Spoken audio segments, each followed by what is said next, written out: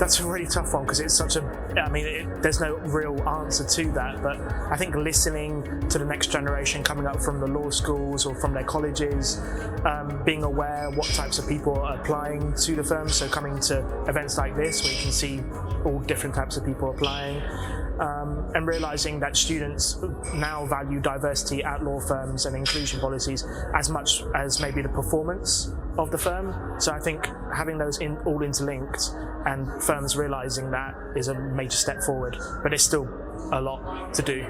For the legal profession to be made more diverse and inclusive, I think it starts at very, very basic steps. So even going back to making sure that we're paying travel expenses for students who wouldn't be able to attend a vacation scheme otherwise, making sure that we're giving them fair pay and remuneration so that they can attend these programmes. And I think looking at things like A-levels and Scottish Highers and making sure that your criteria is not excluding certain groups, I think is also really important. And I think it also falls down to things such as gender identity, making sure that we're using pronouns. Something recently that I've done at work is I've put a link to how to pronounce my first name in my email signature, just so that people who are maybe a bit more confused about how to say it know how to say it. And I wrote a blog post on this on our intranet so that we can maybe also encourage other people to do that. And I think even little steps like that will make people feel more welcomed and more at ease in the workplace. So there's lots that can be done, but I think it's really important that firms don't rest on the laurels and actually think a bit more about what they can do on a day-to-day basis. I think the legal profession as a whole could do a lot more to increase the diversity in the legal profession.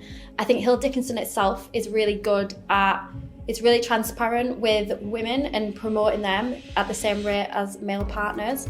My supervisor herself, Helen Evans, has just made partner and she only works part-time. She's got 2 very young children. So I think it's really important, and that a lot of other law firms could learn from that, and the rates at which women progress, especially when being off on maternity leave and raising families and potentially going part-time, compared to men who don't necessarily have to go through the same kind of experiences, especially being off on maternity leave for 9 months or longer.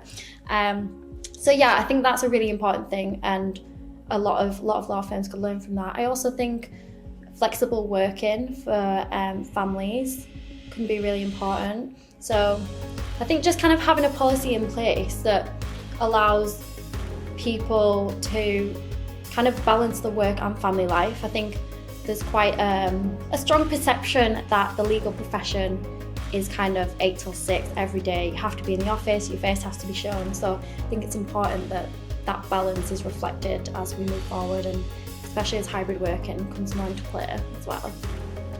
I think the biggest steps the legal profession needs to make in terms of diversity are with regards to retention, and particularly retention of senior women in associate and partner roles. I think it's very noticeable when you have teams that are run by senior women and teams that are run completely by slightly more all-male alpha setups, as was perhaps more traditional.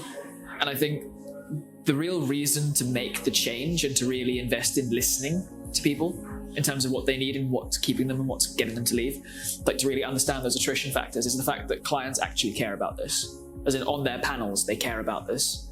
In the work they do, they care about this. This is something that's becoming a bigger and bigger focus. And it's like, regardless of whether you care about the ESG stuff that's coming along, which is really important and will make a difference to how people recruit their panel law firms, I think it's really about fundamentally, as a culture of a firm, understanding who you are and what you want to promote, and then having conversations with the people who are in that position. So when you have your 2nd and 3rd year PQE associates, having honest conversations about what their attrition factors are, what they struggle with, and then how you can improve on that.